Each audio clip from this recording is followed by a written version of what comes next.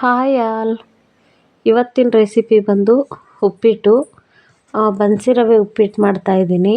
ಮದುವೆ ಮನೆಗಳಲ್ಲಿ ಮತ್ತು ಹೋಟೆಲ್ಗಳಲ್ಲಿ ಯಾವ ರೀತಿ ಮಾಡ್ತಾರೆ ಅದೇ ಥರ ಚೆನ್ನಾಗಿರುತ್ತೆ.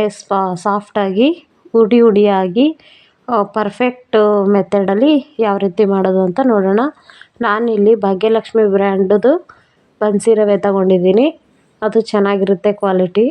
ಹಾಗೆಯೇ ಮೀಡಿಯಮ್ ಸೈಜ್ದು 2 ಈರುಳ್ಳಿ, ಖಾರಕ್ಕೆ ಎಷ್ಟು ಬೇಕೋ ಅಷ್ಟು ಹಸಿರು ಮೆಣಸಿನ್ಕಾಯಿ ಮತ್ತು ಕರಿಬೇವಿನ ಸೊಪ್ಪು ಸ್ವಲ್ಪ ಜಾಸ್ತಿ ತಗೊಂಡಿದ್ದೀನಿ ನಾನಿಲ್ಲಿ. ಮತ್ತು ಬೀನ್ಸು ಮತ್ತು ಕ್ಯಾರೆಟು ತರಕಾರಿ ಅದ್ರ ಜೊತೆಗಿದ್ದರೆ ಚೆನ್ನಾಗಿರುತ್ತೆ ಅಂತ ಹಾಕಿದ್ದೀನಿ. ಹಾಗೆಯೇ ಕೊತ್ತಂಬರಿ ಸೊಪ್ಪು ಮತ್ತು ಟೊಮೊಟೊ ನಾನಿಲ್ಲಿ ಎರಡು ಟೊಮೊಟೊ ತಗೊಂಡಿದ್ದೀನಿ ಅಷ್ಟೇ. ಅಂದರೆ ಸ್ವಲ್ಪ ಮೀಡಿಯಮ್ ಆಗಿತ್ತಲ್ವ, ಅದಕ್ಕೆ ಸ್ವಲ್ಪ ಜಾಸ್ತಿ ಕಾಣಿಸ್ತಿದೆ. ಮತ್ತು ಇದ್ರ ಜೊತೆಗೆ ತೆಂಗಿನ ತುರಿ ಹಾಕ್ತೀವಿ ಅಂತಂದರೆ ಟೊಮೊಟೊನ ಕಡಿಮೆ ಮಾಡ್ಕೋಬೋದು. ನಾನಿಲ್ಲಿ ತೆಂಗಿನ ತುರಿ ಹಾಕದೇ ಇರೋದ್ರಿಂದ ಟೊಮೊಟೊ ಮೀಡಿಯಮ್ ಸೈಜ್ದು 2 ತೊಗೊಂಡಿದ್ದೀನಿ. ಮತ್ತು ಸಾಸಿವೆ, ಎಣ್ಣೆ, ಕಡಲೆಬೇಳೆ, ರುಚಿಗೆ ತಕ್ಕಷ್ಟು ಉಪ್ಪು ಇಷ್ಟು ತಗೊಂಡಿದ್ದೀನಿ.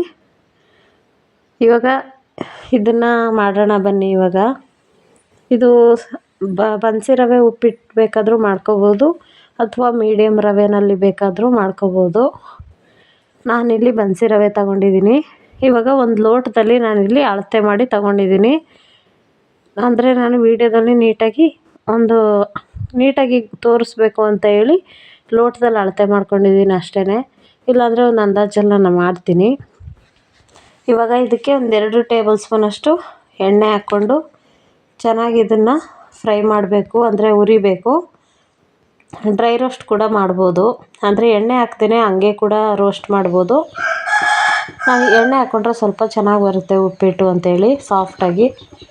ಇವಾಗ ಬಾಣಲೆ ಕಾಯಕ್ಕಿಟ್ಟು ಅದಕ್ಕೆ ಎಣ್ಣೆ ಹಾಕಿ ಇವಾಗ ಸಾಸಿವೆ ಹಾಕ್ತಾಯಿದ್ದೀನಿ. ಸಾಸಿವೆ ಚಟಪಟ ಅಂತ ಸಿಡಿತಿದ್ದಂಗೆ ಕಡಲೆಬೇಳೆ ಹಾಕ್ಕೊಂಡು ಇವಾಗ ಹಸಿರು ಮೆಣಸಿನ್ಕಾಯಿ ಮತ್ತು ಈರುಳ್ಳಿ, ಕರಿಬೇವಿನ ಸೊಪ್ಪು ತೊಗೊಂಡಿದ್ವಲ್ಲ ಅವು 3 ಹಾಕ್ಕೊತಾ ಇದ್ದೀನಿ. ಹಾಕ್ಕೊಂಡು ಚೆನ್ನಾಗಿ ಇದನ್ನು ಮಿಕ್ಸ್ ಮಾಡ್ತಾಯಿದ್ದೀನಿ.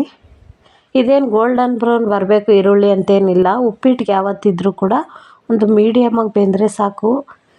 ಜಾಸ್ತಿ ಬೆಂದರೆ ಏನಾಗುತ್ತೆ, ಗೋಲ್ಡನ್ ಬ್ರೌನ್ ಬಂದರೆ ಅದಷ್ಟು ಚೆನ್ನಾಗಿರಲ್ಲ. ಇವಾಗ ಇದಕ್ಕೆ ಟೊಮೊಟೊ ಹಾಕ್ತಾಯಿದ್ದೀನಿ. ಟೊಮೊಟೊಗೆ ಸ್ವಲ್ಪ ಸಾಫ್ಟ್ ಆಗಲಿ ಅಂಥೇಳಿ ಇವಾಗಲೇ ಕಲ್ಲುಪ್ಪು ಹಾಕ್ಕೊತಾ ಇದ್ದೀನಿ, ರುಚಿಗೆ ಎಷ್ಟು ಬೇಕೋ ಅಷ್ಟು ಹಾಕ್ಕೊಂಡು ಇದನ್ನು ಚೆನ್ನಾಗಿ ಒಂದು ಮಿಕ್ಸ್ ಮಾಡಿ ಮುಚ್ಚಳ ಮುಚ್ಚಿ ಒಂದು ಸ್ವಲ್ಪ ಹೊತ್ತು ಬೇಯಿಸ್ತೀನಿ. ಯಾಕಂದರೆ ಹಬೆನಲ್ಲಿ ಬೇಗ ಬೇಯುತ್ತೆ ಅಂಥೇಳಿ. ಉಪ್ಪಿಟ್ಟಿಗೆ ಏನಪ್ಪ ಅಂತಂದರೆ ಕರಿಬೇವಿನ ಸೊಪ್ಪು ಸ್ವಲ್ಪ ಜಾಸ್ತಿ ಹಾಕ್ಕೊಂಡ್ರೆ ಟೇಸ್ಟ್ ತುಂಬ ಚೆನ್ನಾಗಿರುತ್ತೆ. ಹಸಿ ಕರಿಬೇವಿನ ಸೊಪ್ಪನ್ನ ಕಟ್ ಮಾಡಿ ಹಾಕಿ ಚೆನ್ನಾಗಿರುತ್ತೆ, ಮಾಡಿ ನೋಡಿ. ಇವಾಗ ಕ್ಯಾರೆಟು ಬೀನ್ಸ್ ಹಾಕ್ಕೊತಾ ಇದ್ದೀನಿ. ಹಾಕ್ಕೊಂಡು ಅದನ್ನು ಕೂಡ ಚೆನ್ನಾಗಿದ್ದು ಎಣ್ಣೆಯಲ್ಲಿ ಹುರಿತಾ ಇದ್ದೀನಿ.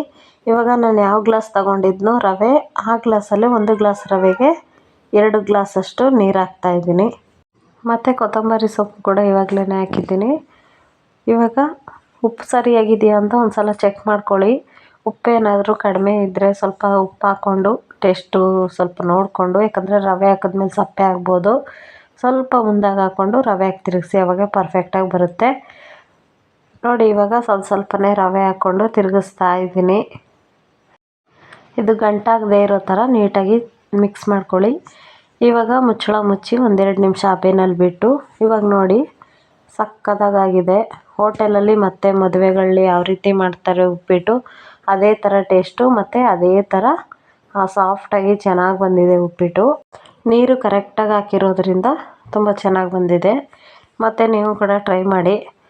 ಹಾಗೆಯೇ ಯಾರೆಲ್ಲ ಈ ವಿಡಿಯೋ ನೋಡ್ತಾ ಇದ್ದೀರಾ ಪ್ಲೀಸ್ ನನ್ನ ಚಾನಲ್ನ ಸಬ್ಸ್ಕ್ರೈಬ್ ಮಾಡ್ಕೊಳ್ಳಿ ಮತ್ತು ಸಪೋರ್ಟ್ ಮಾಡಿ. ವಿಡಿಯೋ ಇಷ್ಟ ಆಗಿದ್ದರೆ ಒಂದು ಲೈಕ್ ಮಾಡಿ. ನಿಮ್ಗೇನು ಅನ್ನಿಸ್ತು ಅನ್ನೋದನ್ನು ಕಮೆಂಟಲ್ಲಿ ತಿಳಿಸಿ. ವಿಡಿಯೋ ನೋಡಿದ್ದಕ್ಕಾಗಿ ಧನ್ಯವಾದಗಳು. ಬಾಯ್.